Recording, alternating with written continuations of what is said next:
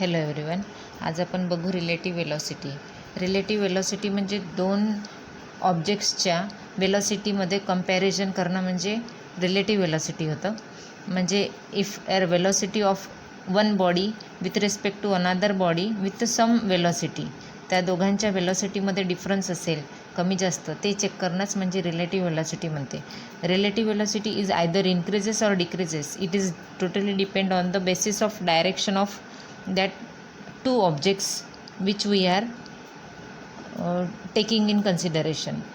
तर बघा, relative velocity between two objects moving in a plane can be defined in a way similar to that for objects moving along a straight line. Example అయితే, the relative velocity of object A having velocity va is the relative velocity of object A, and another C with respect to the object B having velocity b. तर relative velocity कशी check करायची आपण मग? Relative velocity of object A with respect to B. Object A with respect to B, A have to write first then B. Then velocity of object A minus velocity of object B. Like this we can find velocity of relative velocity of object A with respect to B. आता suppose similarly we are going to find the relative velocity of relative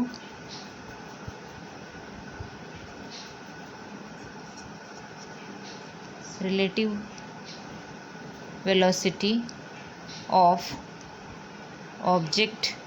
first केसमध्ये object A to object B बघितली होती. आता बघा, object B, relative velocity of object B with respect to object A बघायची आहे. तर कशी बघायची? Velocity of object B with respect to A is equal to velocity of B minus velocity of A. अशा प्रकारे आपल्याला कंपॅरिझन करता येतं. ए टू बी असेल तर ए टू बी लिहायचं, वेलॉसिटी ए मायनस बी लिहायचं. If it is velocity B with respect to object A असेल तर velocity of B with respect to object A is equal to likewise V B minus V A find out करायचं. या दोघांमध्ये यांचं magnitude same राहू शकतं. Magnitude means is a number quantity. Magnitude same राहू शकतं, पण त्यांची relative velocity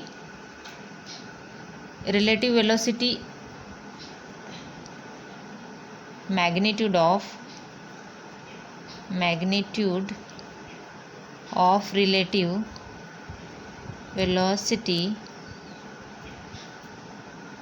velocities can be equal राहू शकतं, but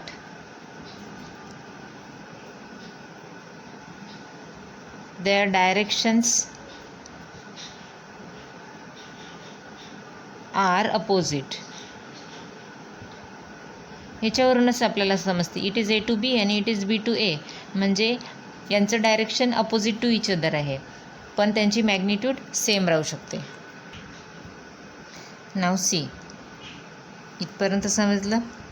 आता बघा, नाव consider a number of objects A, B, C, D, E, F, G up to YZ moving with respect to other using the symbol VAB for first two objects. They are moving with respect to each other, with respect to other, one to another, second to third, third to fourth to fifth, likewise. VAB for representing the velocity of A relative to B, etc. It is for velocity AB, for velocity of A relative to B. The velocity of A relative to Z we can be right. up A to Z लिहायची आपल्याला. velocity of A relative to Z, A to Z. कशा प्रकारे calculate करायची आहे? इथे सांगितलं आहे number of objects moving with respect to other, one to another, means velocity of A to B. तर लिहिता येईल velocity of A to B plus it is up to B, then from B to C, velocity of B to C plus C to D. Likewise, we can do up to last alphabet. Here we can write velocity of X to Y plus velocity of Y to Z. Likewise, we can find velocity of A to Z. The velocity of A relative to Z we can find in such a way. Note here the order of. Note the order of subscription. The order of subscript is A to B, right? B to C, C to D, D to E. Likewise to Y and Y to Z. ही अशा प्रकारे relative velocity आपण find out करू शकतो. आता बघा relative वेलोसिटीवर एक example आहे दिलेलं टेक्स्टबुकमध्ये. Example 3.6. An aeroplane is traveling northward with a velocity of 300 km/h with respect to earth. Direction बघा, it is north. Here can we write earth. Earth is in steady position and here is north, east. Here west, we can write west. Correct. North, east, west. Sir काय दिलेलं आहे? With respect to earth wind is blowing from east to west. Wind is blowing from east to west. Wind is blowing from east to west with at a speed of 100 km/h. Then what is the velocity of aeroplane with respect to wind? काय find करायची आहे आपल्याला? velocity of aeroplane with respect to wind. Velocity of aeroplane with respect to wind. Aeroplane to wind he find करायची आहे. velocity of aeroplane with respect to earth. Velocity of aeroplane with respect to earth is given, it is 300 km/h. Right. Then next thing is given, wind is blowing from east to west. Wind is blowing means velocity of wind is blowing from east to west. 1 minute.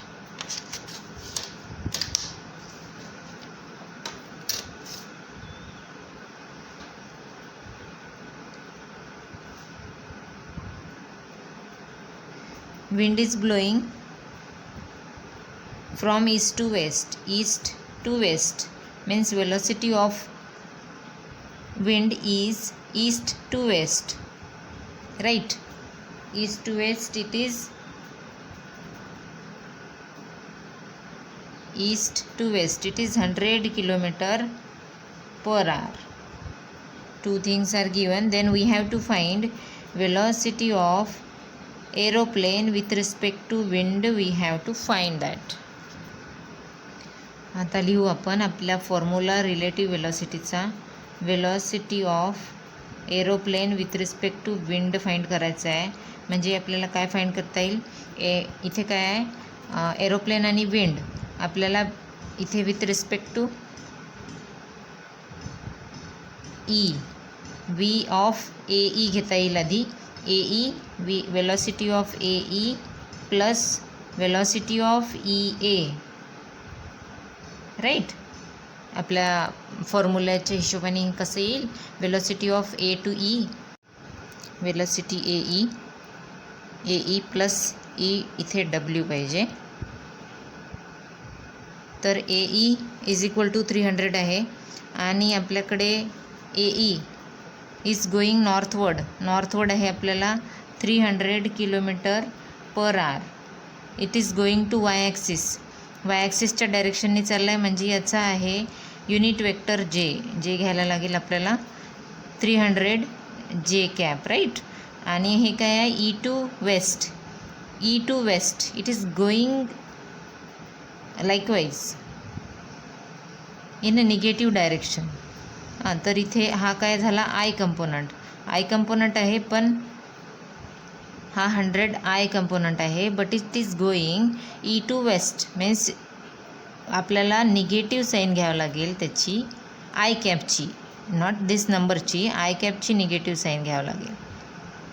इथे i cap minus i cap येतं, तो I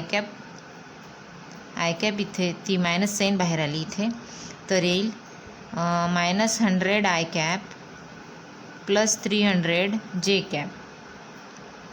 तर आपल्याला velocity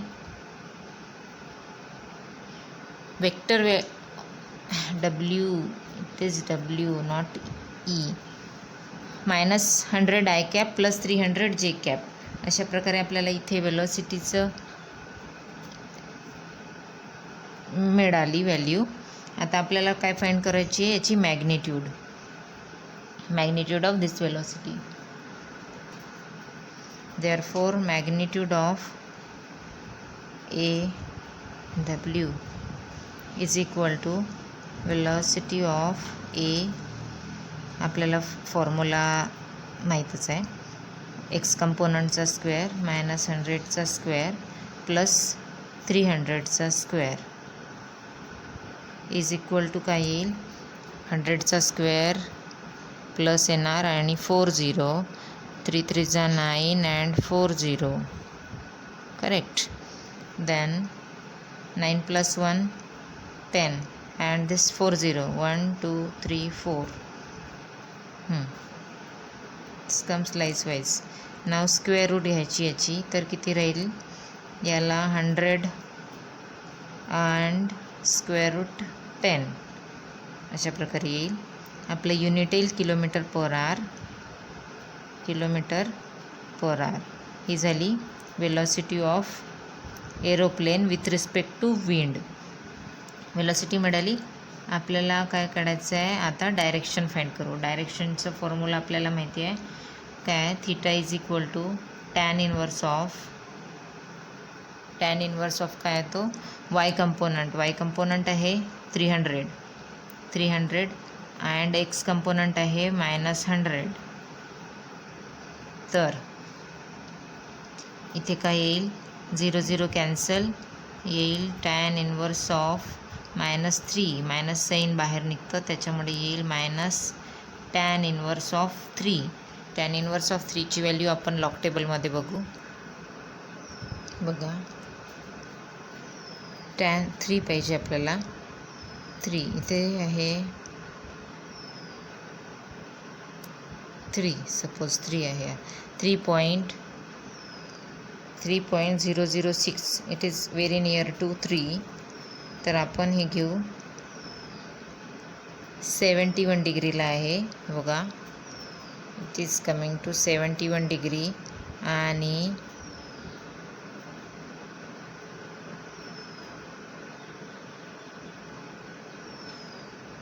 इथे degree आहे 0.6 degree, 0.6. तर आपला answer येईल इथे 71 डिग्री आणि 6 डिग्री आहे ना, मीन्स 0.6 डिग्री एवढं येईल आपलं आन्सर. आता याच्यात निगेटिव्ह साईन आहे. निगेटिव्ह साईन आपल्याला काय सांगते, this negative sign shows object is towards north to east means ईस्टच्या नॉर्थला. Angle will come somewhere here 71.6 डिग्रीला, तो इथे येईल. नॉर्थ टू ईस्ट म्हणजे इथे येईल, टुवर्ड नॉर्थ टू ईस्ट, ईस्टच्या नॉर्थला इकडे 71 इथे थिटा अँगल मिळेल ना आपला. थिटा हा येईल 71.6 डिग्री. तर अशा प्रकारे आपलं इथे प्रॉब्लेम सॉल्व झालं. See you in next class.